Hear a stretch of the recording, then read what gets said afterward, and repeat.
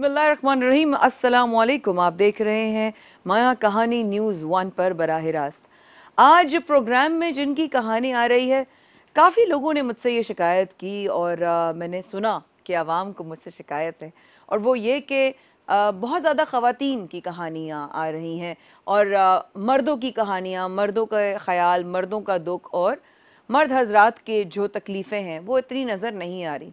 फिर उसके बाद हमने कोशिश की और आप लोगों की, चूँकि हमारे नंबर्स पर और हमारा जो फेसबुक का पेज है उस पर आप हमारी टीम के साथ आप राब्ते में भी रहते हैं और अपनी कहानियाँ भी आप बांटते हैं, जिसके लिए मैं आपकी अपनी पूरी टीम की तरफ से शुक्रगुजार हूँ, बेहद शुक्रगुजार हूँ। Thank you so much. वो लोग भी जो पाकिस्तान से बाहर हमें देख रहे हैं, जो यूट्यूब पर भी हमें देख रहे हैं न्यूज़ 1 के चैनल पर, उनके लिए भी बहुत सारी दुआएं और साथ शुक्रिया कि आप वक्त निकालते हैं और आप माया कहानी को वक्त देते हैं। आज का प्रोग्राम आगाज़ करते हैं इस बात से कि आज की कहानी अजब है। बरादरी, कहते हैं ना लोग गैरों में शादी की, पता नहीं था, मालूम नहीं था, जानते नहीं थे बैकग्राउंड क्या था, हमें तो पता ही नहीं था, हमें तो किसी ने मिलवा दिया था। चलिए, फैमिली में शादी करने का बड़ा फ़ायदा होता है। चलिए, बरादरी में शादी की, बरादरी में शादी की, बड़ों ने करवाई, लेकिन शायद उम्र का बहुत फ़र्क था। क्या ये बात सही है कि बहुत ज़्यादा उम्र का फ़र्क होना भी जो है आज के टाइम के हवाले से बहुत ज़्यादा डिफरेंसेस क्रिएट करता है? ये जवाब तो आप ही दीजिएगा। हमारे लाइव कॉलिंग नंबर जो ऑन स्क्रीन आ रहा है, और नंबर है हमारा 021343000961। मैं दोहरा देती हूँ, 021343000961। अब आप हमें ज़रूर बताइए कि क्या बहुत ज़्यादा उम्र का फ़र्क था, डिफरेंस था दोनों में? क्या इस वजह से मोहम्मद अदनान के साथ जो उनके बकौल हुआ वो हुआ, या आपस में बनी ही नहीं, या मिजाज ही अलग थे, या कोई और वजह थी? आइए देखते हैं कि आज जिन्होंने हमसे अपनी कहानी शेयर करने का इरादा किया है, उन्होंने हमें क्या वीडियो में भेजा। देखिए। अस्सलाम वालेकुम माया, मैं आपका प्रोग्राम बहुत शौक़ से देखता हूँ। आपके प्रोग्राम में हमेशा औरतों के साथ दिखाया जाता है कि उसके आदमी ने ये किया, उसके आदमी ने वो किया है, उनका रोना होता है हमेशा। मेरे को अपने प्रोग्राम में बुलाए, मैं आपको बताता हूँ मेरी बीवी ने मेरे साथ क्या किया है और मेरे साथ क्या हो रहा है। मेरी बीवी ने मेरे साथ क्या किया है और मेरे साथ क्या हो रहा है। आपकी मुलाकात करवाते हैं मोहम्मद अदनान साहब से। अस्सलाम वालेकुम अदनान, कैसे हैं आप? खैरियत से हैं? बहुत शुक्रिया कि आपने वक्त निकाला और हमारी टीम के साथ अपना आपने मसला शेयर किया। कहाँ से शुरू करना चाहेंगे अपनी कहानी? मैडम, बस कहाँ से आप शुरू करूँ, इसलिए कि अब तो वो ख़त्म हो गया। अब से मेरी बच्ची का मसला रह गया है, जिसको वो गैर मर्द के साथ रख रही है औरत, और कोर्ट के अंदर भी भेजती है तो गैर आदमियों के साथ और अपने भाई के साथ, और वो खुद नहीं आती। और अभी उनके खिलाफ़ वारंट भी निकला था, तो बच्ची को लेके घूमते रहे, और जो है बच्ची नहीं दी, हाई कोर्ट चले गए। और अब मेरे लिए जो इनके बच्ची के मेंटेनेंस पैसे थे, जिसका मेरे को इल्म नहीं था, अभी 2 साल पहले जब मैं कोर्ट में गया हूँ तो उधर मेरे को इल्म हुआ, तो मैंने बोला सही है, रेगुलर जो है वो मैं दे रहा हूँ और पिछली जो है उसकी किस्तें हो जाए। तो इन्होंने नहीं माने, ना मेरे को उसकी किस्तें भरने दी, ना रेगुलर भरने दिया। अब ये एक मुश्त मेरे से पैसे मांग रहे हैं और उसके खिलाफ़ मेरे के खिलाफ़ वारंट निकलवा रहे हैं, ताकि मैं हाई कोर्ट नहीं जा सकूं अपनी बच्ची के केस के लिए। अच्छा, अब ज़रा सा मैं अपने हिसाब से सवाल करूंगी, इजाज़त हो तो। आपकी शादी जिनसे हुई वो आपकी बरादरी की थी? जी। ठीक है। बड़ों की मर्जी से हुई? जी, बड़ी। आपके बड़े और उनके बड़े, दोनों घरों के बड़े शामिल थे? दोनों। ठीक है। शादी कब हुई आप लोगों की? सन 2014 में। 2014 में हुई। कितने अरसे शादी चली? 3 महीने 10 दिन वो मेरे साथ थी। 3 महीने 10 दिन शादी चली? वो भी मैं इनको खुद मिलाने के लिए उनके घर चांद दिखाने के लिए ले गया था। तो उससे पहले चली थी कि अपना घर बेच दो और जो है ना हिस्सा ले लो। तो मैंने बोला मैं सबसे बड़ा हूँ घर के अंदर, छोटे मेरे बहन भाई हैं, मैं घर बेच देता हूँ 2-2.5 लाख रुपए में। मैं कोई घर नहीं ले सकता और सारी उम्र क्या मैं किराए पे रहूँगा जैसे आप लोग रहते हो। तो मैंने बोला आप भी 14 साल से किराए पे रह रहे हो, तो मैं भी क्या सारी ज़िंदगी ऐसे गुजारूँगा।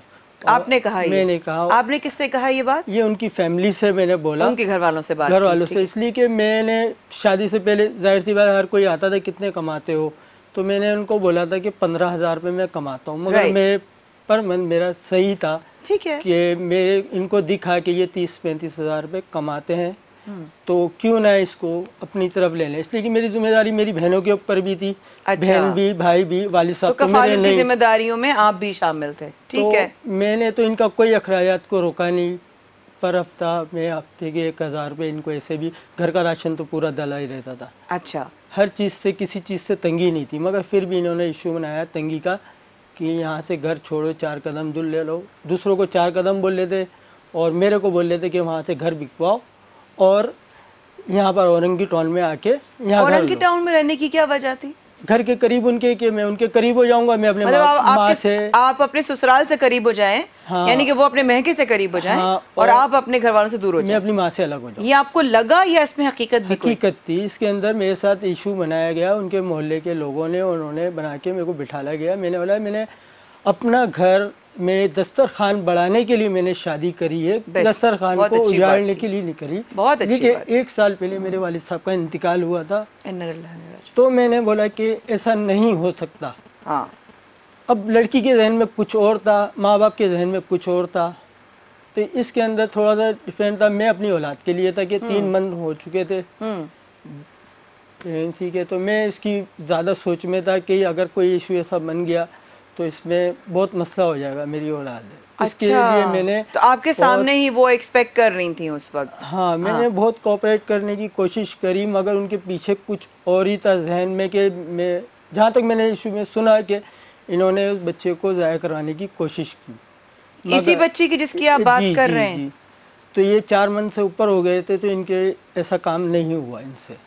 ओ, फिर वो कॉम्प्लिकेशंस आ जाती हैं मेडिकली। हाँ, तो फिर इसमें ऐसा काम नहीं हुआ, तो फिर इन्होंने सब्र करा।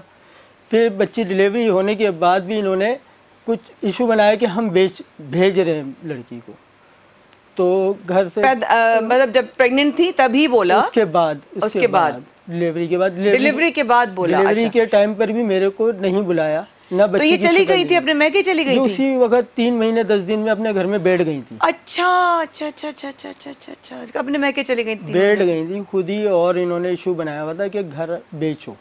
अच्छा, बस ये इशू था कि आप अपने घर बेचे और मेरी वालदा के घर के करीब आप के आ जाए। मेरे को घर भी दिखा रहे थे अपने सामने का कोई घर कि अच्छा, घर भी दिखा रहे थे। 3-3.5 लाख का ये घर है, इसको ले लें और ये कर लें। तो मैंने मना कर दिया था कि मैं अपनी माँ को नहीं छोड़ सकता। हम ज्वाइंट फैमिली में, आप भी बिरादरी वाले, हम भी हैं, ज्वाइंट फैमिली में सब रहते हैं, तो मैं कैसे छोड़ सकता हूँ, और मैं बड़ा हूँ घर का। राइट। मैं अभी आज इनको, अच्छा, आप बड़े भी हैं घर के, तो इसीलिए आपको और भी ज्यादा हो रहा होगा कि मैं जो रखूंगा मिसाल, फिर वो फॉलो भी की जाएगी घर में। छोटे भी वही करेंगे। आज मैं अपनी माँ को छोड़ देता हूँ, छोटे भी कल छोड़ देंगे। सही बात है। तो इसके अंदर मैं बहुत उलझन में मैं रहा हूँ इसके अंदर। फिर उसके बाद जो है ना, कुछ बदमाश टाइप के भी लोग आए मेरे घर पे धमकी देने के लिए। उनकी तरफ से असला दिखाया मेरे को कि नीचे आओ, मैं तुम्हारे को बताता हूँ, ये करता हूँ। किस हवाले से? क्या किसी हवाले के नहीं कि आप डिफेंस में काम करते हैं, आप नीचे आए। मैंने किसने भेजा, किस मैडम ने भेजा, किसी ने भेजा है तो बताएं मेरे को। मैडम ने भेजा? नहीं, मैं जैसे आते हैं काम करने वाले साथ के बुटीक के, तो मैंने बोला किसी ने भेजा किसी हवाले से। अच्छा, तो बुटीक का काम करते हैं? अच्छा अच्छा, तो आप बताएं। तो बोले नहीं, नीचे आओ। मेरे को असला दिखाया और दिखा के बोलते हैं कि ना, आज नहीं तो कल तेरा बाप भी नीचे आएगा। ऐसे अल्फाज करके ना, मैं ठीक है, मैं नीचे आता हूँ। मैं इतनी देर में नीचे आ रहा था, वो चले गए। फिर पता चला कि ये औरंगी टाउन से ही आए थे। उनके आपको कैसे पता चला कि औरंगी? रिश्तेदार बिरादरी में होती है बातें, कहीं छुपती नहीं है बातें। तो आपको वहाँ से पता चल गया? वहाँ से कि ये इनके ही, इसलिए कि इनके इशू बदमाशी टाइप है। अब मैं किसी उसका नाम नहीं लेना चाहता कि तो बरादरी ने जब शादी की, बड़ों ने शादी करवाई, तो बरादरी देखकर नहीं की? इनके जो बैकअप, जो जिनसे इनका अफेयर था, वो किन का? मेरी बेगम साहिबा का। तो वो जो है ना, ज्वाइंट थे किसी। ओह, तो यानी कि वो आपसे नहीं किसी और से शादी करना चाहती? जी हाँ। तो इसी वजह से जिस औरत को अपनी औलाद की परवाह नहीं, वो किस हद तक जाए। आप जानते हैं कि वो भी अपनी सफाई में बोल सकती हैं चाहें तो। बोलने ये इल्जाम है किसी भी औरत के किरदार पे। इल्जाम नहीं लगा रहा, इसलिए कि मोहल्ले में शादी और उसी इलाके में शादी, क्या बिरादरी में कोई और नहीं था? अगर मेरे में कुछ था या मेरे घर वालों में कोई इश्यू था, कि बिरादरी में शादी नहीं होती। क्या बरादरी में शादी दोबारा नहीं होती या दोबारा नहीं होती? मोहम्मद अदनान का सवाल और इल्ज़ाम अपनी एक्स वाइफ पर कि उनका रिलेशनशिप कहीं और था, तो फिर इनसे शादी क्यों की? इसलिए कि पहले भी इनकी एक जगह 4 साल मंगनी रही, तो उन्होंने भी नाज़माबाद में, तो उन्होंने भी इनकी, मेरे को जो बाद में पता चला जब ये वहाँ बैठ गई हैं कि इनकी 4 साल मंगनी रही थी, तो उस लड़के ने भी इनके फ़ोन के कांटेक्ट और किसी के साथ घूमते हुए देखते हुए इन्होंने अपनी मंगनी ख़त्म कर दी थी। इस वक्फे के बाद हमारे साथ रहेगा मोहम्मद अदनान साहब की बात यहीं से शुरू करेंगे। बहुत सारे इल्ज़ामात हैं, चाहें तो वो भी हमसे राब्ते में आ जाएं और अपनी सफाई में अगर कुछ कहना चाहती हैं तो ज़रूर कहें, लेकिन अब तक कहानी कुछ अजीब सी लग रही है। लेकिन इससे आगे इस वक्फे के बाद हमारे साथ रहेगा।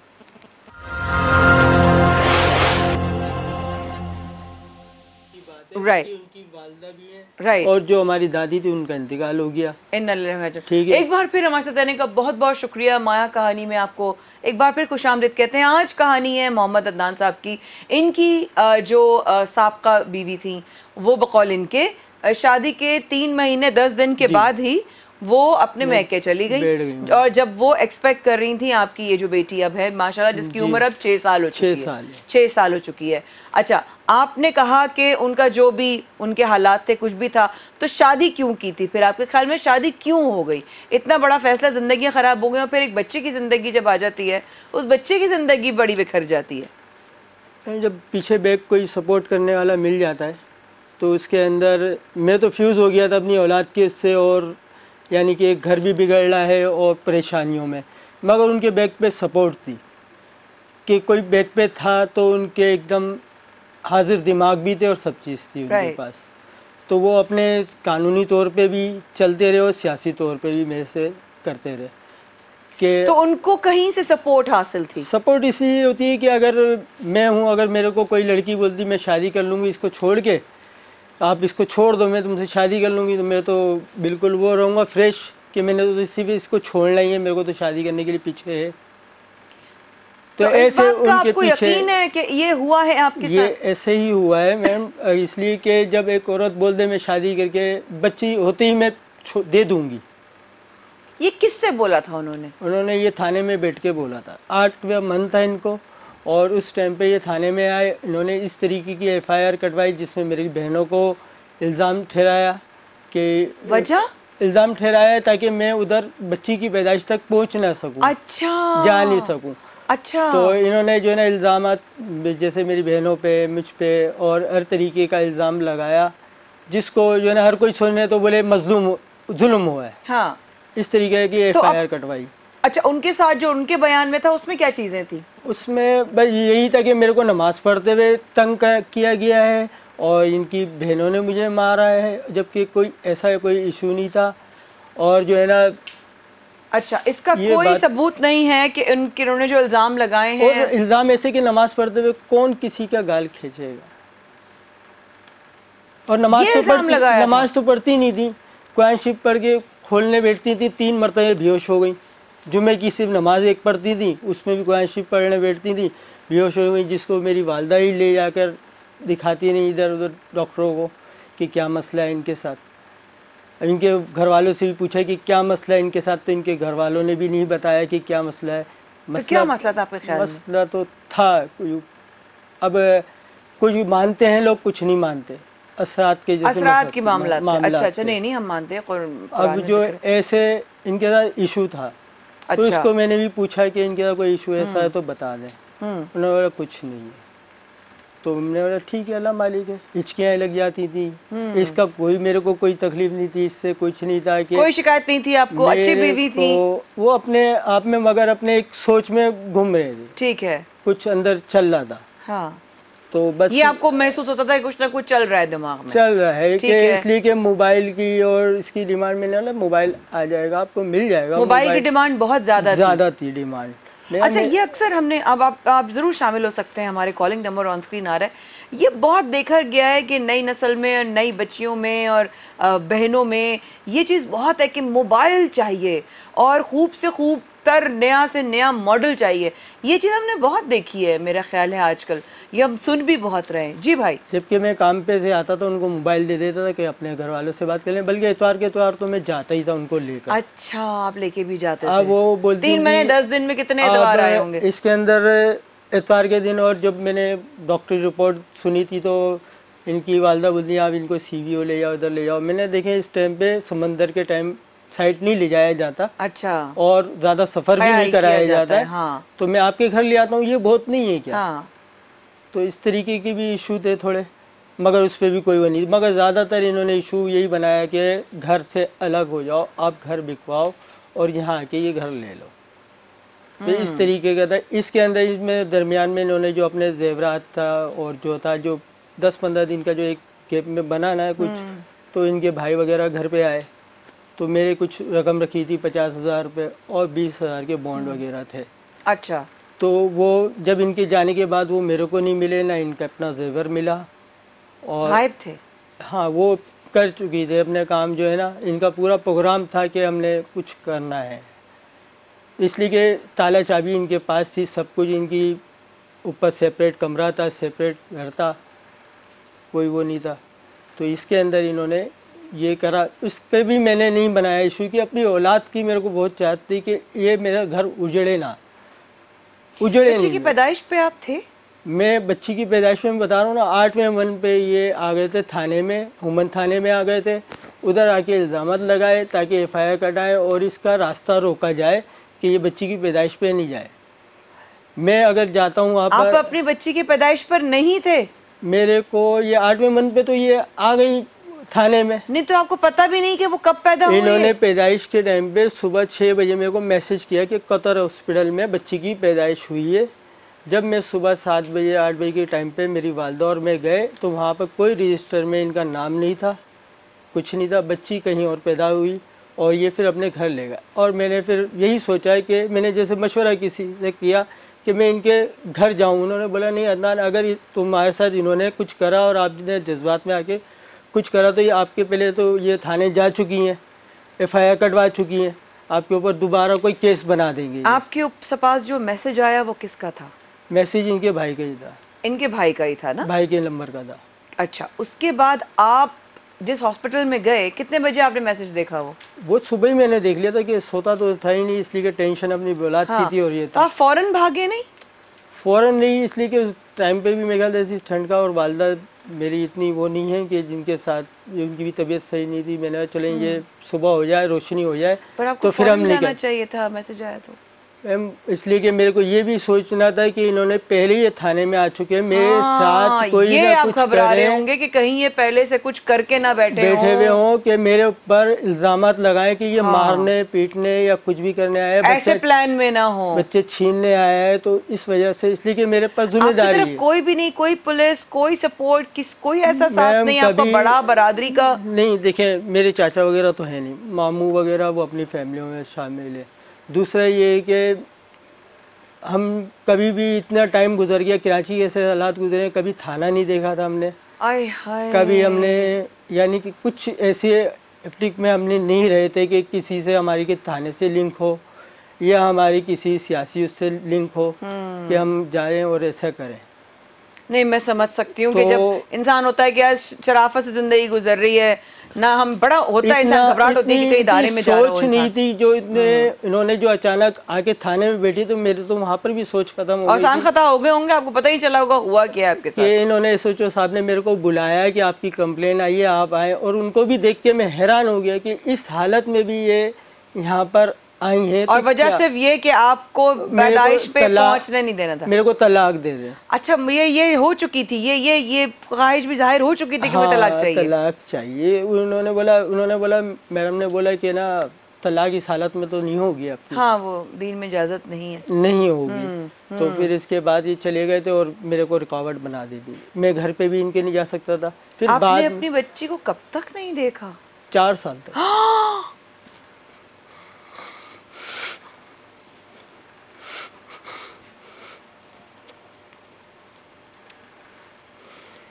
आपने अपनी बच्ची को 4 साल तक नहीं देखा? मेरी वालदा भी गई देखने के लिए, तो उनको जो है ना बोला चुटकी बजा के कि आप अब इधर आना नहीं तो आपके साथ बुरा सलूक होगा। मेरी वालदा को भी एक मरतबा दिखाया गया, फिर उसके बाद उसको नहीं दिखाया कि इसलिए कि उन्होंने मेरे लिए ना, आई एम सो सॉरी अल्लाह, मुझे इतना अफसोस हो रहा है, 4 साल तक अपनी बच्ची को नहीं देख सके। सिर्फ उन्होंने मेरे जज्बात से खेला कि मैंने अपनी औलाद को ज़्यादा चाहने की उनसे ख्वाहिश कर दी। अल्लाह अल्लाह, उफ। उन्होंने उसी का हथियार बना के मेरे साथ जो भी करा है ना, बस इसी के बच्ची के लिए। उनका तो मिशन कुछ और ही था, मगर इशू मेरे को करा गया सिर्फ अपनी औलाद किससे। 4 साल तक तड़पते रहे होंगे अपनी बच्ची की यार। देखता था किसी का बच्चा देखता था कि ये 1 साल का हो गया है, तो मेरी बच्ची भी इतनी बड़ा, अल्लाह मेरी बच्ची भी इतनी बड़ी होगी। उफ। मैं एक दिन यूसी गया इनके कि मेरे को बच्ची से मिलाया जाए, सिर्फ मैं अपनी बच्ची से मिलना चाहता हूँ और कुछ नहीं चाहते, और कुछ नहीं चाहता। तो इनकी यूसी में बैठे हुए जब ये इनके भाई और बाप आए, इसलिए कि यूसी इन्हीं की थी और इनके ठिये लगते हैं रोड के ऊपर, रोड पे ठिये लगते हैं गैरकानूनी तरीके से, तो इनकी कहीं ना कहीं कोई ना कोई सपोर्टें होती हैं। तो यूसी में भी बैठे हुए जो अब्दाल साहब थे, उन्होंने मेरे को बैठाया, बुलाया, इनको भी बुलाया, तो इन्होंने उनके सामने ही बोला कि आप अपनी बच्ची से मिलना है तो कोर्ट जाओ, तुम्हारी बेटी को तो हम कोर्ट की जीनत बनाएंगे। ये मेरे यूसी ने बोला है? यूसी में आके इनके भाई ने बोला, भाइयों ने बोला, भाई और बाप। इस दफे के बाद मैं अब इनसे मज़ीद ज़रा डिटेल्स लेती हूँ। दुनिया की कोई ताकत माँ बाप को उनके बच्चों से मिलने से नहीं रोक सकती। एक बाप तड़प रहा है, 4 साल बाद अपनी बच्ची को पहली दफ़ा देखा, किस क़यामत से गुजरा होगा, आज कितना अरसा हो गया उसको नहीं देखा, दूर से देखते इस वक्फे के बाद बताते हैं आपको, बहुत अफसोस हुआ। तो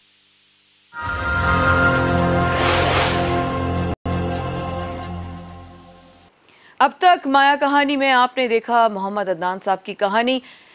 3 महीने 10 दिन की शादी के बाद एक प्यारी सी गुड़िया इनकी ज़िंदगी में आती है। उस गुड़िया को ये देख नहीं पाते क्योंकि जो इनके साबका ससुराल वाले थे, उन्होंने कुछ ऐसी कानूनी कार्रवाइयाँ की कि जब मैसेज आया तो जाग तो रहे थे, पढ़ा तो था, रहमत की खबर तो आई थी, लेकिन उस रहमत को देख नहीं सके, उस रहमत को बोसा नहीं दे सके, उस रहमत के कानों में अपने बाप की आवाज़ की अजान नहीं जा सकी, क्योंकि कुछ जालिमों ने अपना किरदार ऐसा अदा किया कि बाप की शफकत से एक बच्ची को महरूम रखा। अब तक की कहानी में मैं ये समझ पाई हूँ, क्योंकि मैं बहुत ज़्यादा करीब हूँ अपने भाइयों से, इसलिए मुझे पता है कि वो जिस तरह उन्होंने मुझे रखा ऐसे ही अपनी बेटियों को ज़्यादा रखते हैं। लेकिन जो एक बाप की मोहब्बत होती है अपनी बेटी के लिए, शरीफ बापों की जो मोहब्बत होती है, इंसानी दिल, रूह, नेक रूह, रहम दिल जिनके होते हैं ना, ऐसे मैं इनकी आंखों में ये अपने जब्त कर रहे, अपने आंसू ना बर्दाश्त कर रहे कि कहीं किसी को नज़र ना आ जाए कि मैं कमज़ोर हूँ। लेकिन एक बाप अपनी बेटी की मोहब्बत का सुनकर कैसे रुक सकता है, कैसे रुक सकता है। आज ही अगर आपको सामान नज़र आए जो आप लोगों के सामने आप देख रहे हैं काफ़ी देर से, एक फ्रेम में आपको लग रहा होगा ये सामान रखा है, सामान है क्या, ये सामान क्यों रखा है, ये किसके कपड़े, ये क्या मेरे लिए तोहफे आए हैं? नहीं, ये तोहफे इनकी शहजादी के हैं जिसको ये खुद नहीं दे पा रहे हैं। आपकी बच्ची, आपकी बेटी, आपकी शहजादी का नाम जान सकती हूँ? बच्ची का नाम है नूरुल ईमान। नूरुल ईमान नाम आपने रखा? नहीं, ये नाम उन्होंने ही रखा है। बहुत प्यारा। मगर ये नाम भी मेरे को 4 साल के बाद पता चला।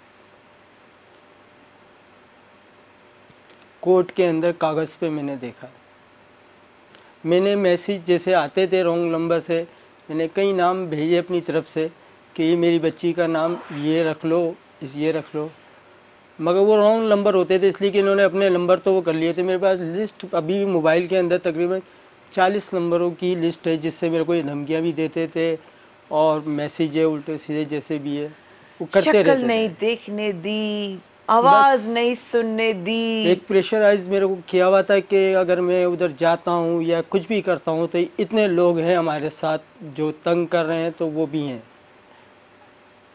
4 साल बाद आपको पता चलता है आपकी बेटी का नाम नूरुल ईमान है। असल में वही बात कि औरत मजलूम है, उन्होंने अपनी मजलूमियत का झंडा ऐसा गाया कि औरत मजलूम है, जरूरी नहीं है। सॉरी, मैं इस बात को नहीं मान सकती। मैंने तो सिर्फ इसलिए कि मेरी भी बहनों का साथ है, मेरे भी भाइयों का साथ है। ये शरीफ आदमी की पहचान है भाई मेरे, ये तो शरीफ आदमी की मैं ना पहचान। थाने जा गया ना, मैं किसी सियासी उस पर गया, सिर्फ अपने रिश्तेदार जो आए घर पे उनको बोला दरवाज़ा खुला है, ले आओ इनको। मगर उनको बुला के उनको उन्होंने जलील करना था। जो मेरे बिरादरी के भी लोग गए थे बड़े बनकर, उन्होंने अपने कान पकड़े, बोला बेगैरत लोग हैं भाई, छोड़ दो। मैंने ना, मैं अपनी औलाद को कैसे छोड़ सकता हूँ? कैसे छोड़ दूँ? खून है आपका, कैसे? मेरी औलाद के लिए कुछ कर लो। चलो वो नहीं करते, बोले वो बिल्कुल बेगैरत हैं। आप क्या समझ रहे हो? बेटी को कह रही थी कि मैं दे दूंगी, इसी बेटी की बात हो रही है। उस टाइम पे तो बोलनी थी दे दूंगी, मगर उन्होंने इसको अपना एक हथियार बना लिया ना कि कोर्ट जाएंगे तो हम कैसे जाएंगे। और अब क्या है, अब क्या मसला, अब क्या रुकावट है मिलने से? अब सिर्फ कोर्ट, इन्होंने बोला ना कोर्ट की जीनत बनाएंगे। तो अब कोर्ट में, मैं सेशन कोर्ट में केस तो जीत चुका हूँ और वहाँ से इनके वारंट भी निकले कि बच्ची दी जाए, तो मगर ये बच्ची को इधर उधर लेके घूम रहे। अब हाई कोर्ट में इन्होंने अपील डाल दी और बच्ची सेशन कोर्ट में लिखा हुआ कि बच्ची अदनान के पास है और ये मीटिंग भी हमसे नहीं करवा रहा, और मीटिंग भी नहीं करवा रहा, वो उसमें लिख दिया। अब जो मैंने वकील साहब करे अपने, तो उन्होंने मेरे को ये बताया कि बच्ची तो तुम्हारे पास होना चाहिए, है तुम्हारे पास, मेरे पास बच्ची नहीं है। तो बोले इसमें तो ये लिखा हुआ है, और फिर ये हाई कोर्ट चले गए। अब बच्ची भी उनके पास है और हाई कोर्ट भी। अब जो वेंट्रिस का केस है उसके अंदर इन्होंने मेरे 1,60,000 रुपये भी नहीं बनते, और इन्होंने उसको ऐसे ही घपला करके उसको 3,05,000 रुपये पर पहुँचाया हुआ है, ताकि 2 लाख से ऊपर हो तो इसकी गिरफ्तारी वारंट निकले। मेरे को 2 मरतबा गिरफ्तारी वारंट पे अदालत बुलाया गया, मैं गया हूँ, वहाँ पर जाके मैंने पैसे जमा कराए। अभी तक मैं 80,000 रुपये उसमें दे चुका हूँ। 50% से ज़्यादा अगर मेरी से लगाए कोई भी इंसान, 3,000 मंथ उनकी शुरू हुई थी और 10% 1 साल में बढ़ने की, तो ये 38 महीने के पैसे हैं। इद्दत पीरियड उनके 32,000 रुपये। इस सब को टोटल अगर करें तो ये 1,57,000 रुपये कुछ ऐसे बनते हैं। शुरू में आपने बताया गैरों के पास रह रही है, गैरों के पास मतलब अपने मामू वगैरह के पास नहीं रह रही? नहीं, गैरों के साथ, यानी कि मोहल्ले के कुछ ऐसे लड़के आते हैं जो मेरे चेहरा करते हैं, मेरे को दिखाने के लिए लेकर आते हैं। इनके भाई, हर मीटिंग पे इनके भाई आते हैं, ये खुद नहीं आई हैं मिलाने के लिए बच्ची को। अच्छा। और बच्ची के लिए मैं ये गिफ्ट ले जाता था, कपड़े ले आता, तो ये कपड़े छोड़ दिए जाते थे, ना चीज़ खाने को उसको बोला जाता, बोलते थे चीज़ खाओगे तो आपको हम स्टोर में बंद कर देंगे। शुरू की मीटिंग में उसको, बच्ची ने मेरे से खुद बोला कि मामू, मेरे को भैया बोलती है मामू को। अच्छा। और माँ को आप ही बोलती है। इन्होंने अपने आप को माँ भी नहीं कहलाया, अपने आप को माँ भी नहीं कहलाया, नाना नानी को अब्बू और अम्मी बुलाती है। तो बोले भैया बोलता है कि अगर आपने कोई चीज़ खाई तो हम आपको स्टोर में बंद कर देंगे। मैंने इसका इशू भी उठाया अपने वकील साहब को, बोला, मगर उन्होंने कोई इसका वो नहीं करा। अब ना चीज़ उसको ले जाने दी, ना कोई के बाप की कोई यादें साथ जाएंगी तो किसने दिया था, कि मेरे पापा ने दिया है, मेरे अब्बू ने दिया, उसके साथ यादें कोई जाने नहीं दी घर तक। 1,000 रुपये जो मीटिंग के उनके ऊपर बने थे, वो 1,000 रुपये मेरे से ले जाते थे पैसे, मगर बच्चे के लिए कोई नहीं। मेरे को 1,000 का गम नहीं है, कम से कम भले ये 100 रुपये, ये गिफ्ट एक चला जाता साथ, तो मैं कुछ नहीं। ये मैंने कोर्ट में जाने से पहले एक गिफ्ट का भेजा था, इसकी बर्थडे थी बच्ची की, तो ये भेजा था, तो इसको रिटर्न वापसी कर दिया गया था। दिखाएंगे क्या क्या है?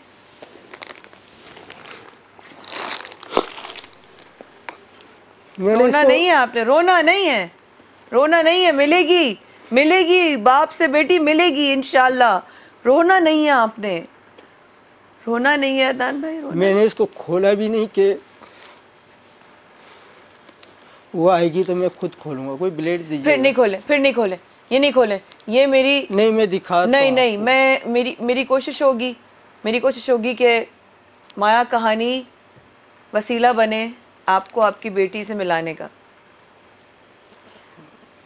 मेरा रब जो है ना वो बहुत बहुत करीम है।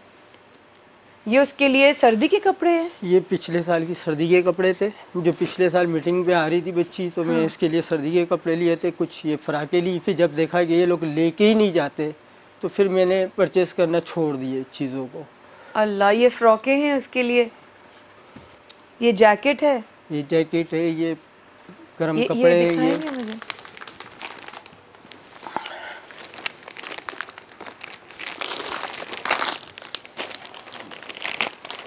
खोल सकती हूँ दान भाई? जी हाँ दिखा जी दो। हाँ जी। अल्लाह, कितनी क्यूट कैप है, ये देखिए। इसके अंदर, बॉक्स के अंदर इससे और छोटे कपड़े हैं। जब इसके मैंने लिए सॉक्स, अल्लाह जो छोटे छोटे ग्लव्स हैं।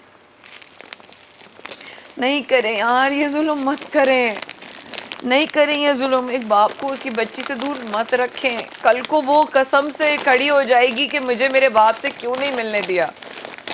बच्चियां तरसती हैं। अल्लाह बिस्मिल्लाह, सो सॉरी। कितना क्यूट है, कितना क्यूट है, कितने प्यारे कपड़े उसके। वहाँ अपने मोहल्ले में ये लोग बोलते हैं कि बाप ने बच्ची छोड़ दी है, ये मिलने नहीं आता ना, छोड़ दी है। जबकि दूसरों को, लोगों को पता नहीं कि ये कोर्ट के अंदर इन्होंने बुलाया और कोर्ट में केस चला रहे हैं। अदनान भाई 1 मिनट है मेरे पास शो ख़त्म होने में जी। अगर इस वक्त ये कैमरे को देखकर नूरुल इमान अपने वालिद साहब की आवाज़ सुन रही हो और देख रही हो, क्या चाहते हैं आपको वो क्या बुलाए? उधर देख के आदमी बात। शादी करता है सिर्फ अपनी औलाद के लिए, कि अपने आप को बाप या पापा सुनने के लिए। बस मेरी यही हसरत है और कुछ नहीं। बेटी को कुछ दुआ के देना चाहेंगे? देखकर बोले। अल्लाह बस तुम्हारे को जिनके बीच में है उनसे महफूज रखे, इसलिए कि वो किसी के नहीं है। होते तो आपको अदालत तक नहीं लेके जाते, ना आपके लिए पैसों के लिए वो इतना जद्दोजहद करते हैं। वो आपके बिल्कुल भी नहीं है। जो होते हैं नाना नानी मामू होते हैं, वो गैरतमंद होते हैं, तो वो अदालत नहीं लेके जाते। जब मैंने मांगा था तो 5 लाख रुपए की डिमांड भी नहीं करते कि 5 लाख रुपए दो तो बच्ची ले जाओ या तो फिर कोर्ट जाओ। बस इतनी ही मैं कह सकता हूँ, कुछ नहीं। ये बात सच है, ये बात हक है कि जो अपनी इज्जत समझता है वो कभी भी अपनी इज्जत को ना थाने, ना अदालत, ना इस तरह के किसी इदारे में बर्दाश्त करेगा। किसी को अच्छा नहीं लगेगा किसी की बहन बेटी जो है वो रात के या किसी और टाइम में थाने जाकर खड़ी हो या अदालत में जाके खड़ी हो। गैरतमंद मर्द वही होते हैं जिनको अपनी इज्जतों का ख्याल होता है। बखुदा अगर अल्लाह ने चाहा, मैं अपनी रोज़ी पर हूँ, रब ताला से दुआ करती हूँ कि अल्लाह इस काबिल तूने इतना दे दिया है, माया कहानी को इतना नवाज दिया है, एक और करम कर दे, एक और दफ़ा नवाज दे कि ये बाप अपनी बेटी से मिल ले। अल्लाहुम्मा आमीन। अपना बहुत ख्याल रखिएगा और अपनी बच्चियों के साथ रहिएगा। और मैं तमाम उन बापों से और उन माँओं से रिक्वेस्ट करती हूँ जो अपनी औलाद से सगा प्यार या इतना प्यार नहीं करते कि आप अपने बाप से या उनकी माँ से उनको मिलने दें। और उन बापों से भी मैं मुखातिब हूँ और उन माँओं से भी मुखातिब हूँ जो अपनी औलाद को कह देते हैं कि हमारी औलाद नहीं है। आपको शर्म आनी चाहिए और लानत है आप पे अगर आप अपनी सगी औलाद को ये कर देते या आप कह देती हैं। अल्लाह पाक इस मुल्क को अपने ख़ास हिफ्ज़ व अमान में रखे, हमारी बच्चियों की इज़्ज़तों को महफूज रखे। अस्सलामु अलैकुम रहमतुल्लाह।